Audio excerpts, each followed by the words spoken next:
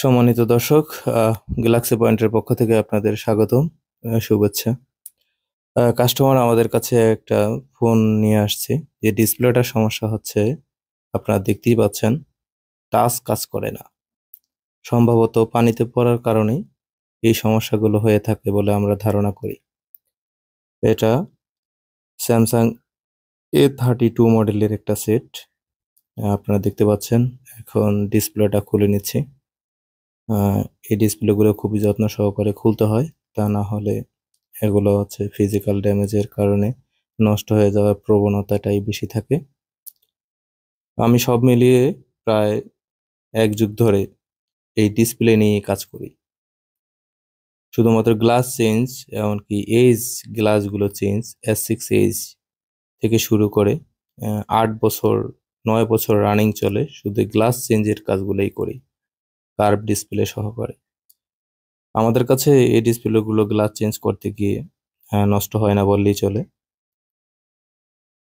তো আপনারা দেখতে পাচ্ছেন, যেহেতু এটার টাচ প্রবলেম, সেই জন্য হচ্ছে ডিসপ্লে ফ্লাক্স রিবন্ডিং করার জন্য আগে হচ্ছে টাচটাকে কেটে নিতে হবে।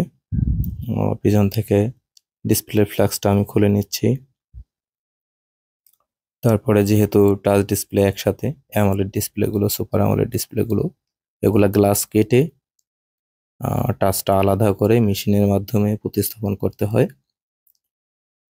তো যাই হোক, আপনারা যারা এরকম কোনো সমস্যা যদি আপনাদের কারো থেকে থাকে, যে যে কোনো কারণে হঠাৎ করে স্যামসাং হোক, ওপ্পো হোক, ভিভো হোক, রিয়েলমি হোক, শাওমি হোক, অ্যাপেল হোক, হঠাৎ করে টাচ কাজ করে না, এই সমস্যায় পড়লে অতি সত্বর আহ, আমাদের গ্যালাক্সি পয়েন্টে চলে আসবেন। আমরা খুবই যত্ন সহকারে, অত্যন্ত গুরুত্ব দিয়ে আপনাদের এই কাজগুলো করে থাকি। এখন আমরা গ্লাসটা কেটে নিচ্ছি। গ্লাসটা কেটে নিয়ে তারপরে ফ্লাক্স রিবন্ডিং এর জন্য মেশিনের কাছে চলে যাব।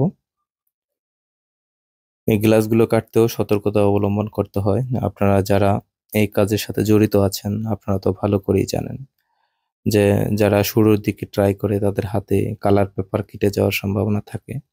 হ্যাঁ, যদিও আমাদের কাছে এগুলো হয় না বললেই চলে। তো এখন হচ্ছে ডিসপ্লেটা কেটে নিলাম, গ্লাসটা আলাদা করে নিলাম।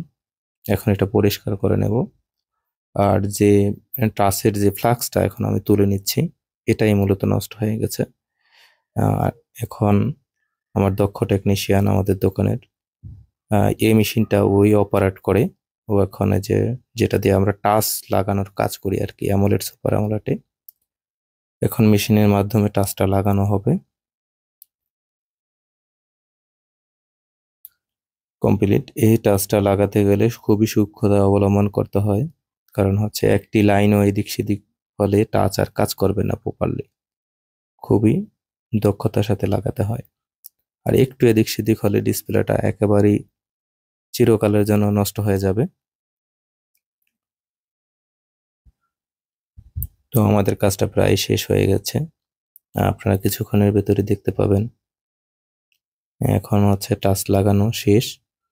টাচের মেইন ফ্লাক্সে আরেকটা ঝালাই থাকে দুইটা, ওই ঝালাইটাও দিয়ে নিচ্ছি। ওইটাও প্রায় শেষ।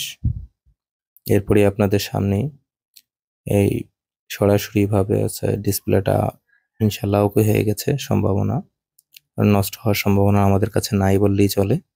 এখন ডিসপ্লেটাকে চেক দিয়ে নেব, ইনশাল্লাহ ঠিক থাকবে।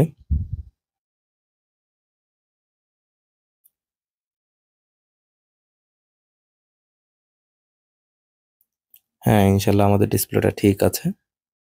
এখন হচ্ছে টাচ প্রপারলি কাজ করে কিনা সেজন্য আমাদের একটু অপেক্ষা করতে হবে। হ্যাঁ, আমাদের টাচও প্রপারলি কাজ করে। আমি একটু জুম দিয়ে দেখাচ্ছি আপনাদেরকে, ক্যামেরাটা আর একটু সামনে নিয়ে দেখাচ্ছি।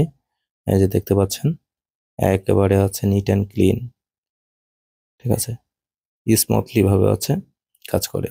এখন টাচের সেপারেট সেকশনে গিয়ে আমরা চেক করে নেব যে প্রতিটা অপশন কাজ করে কিনা, কোনো লাইন মিসিং আছে কিনা। না, কোনো লাইন মিসিং নেই।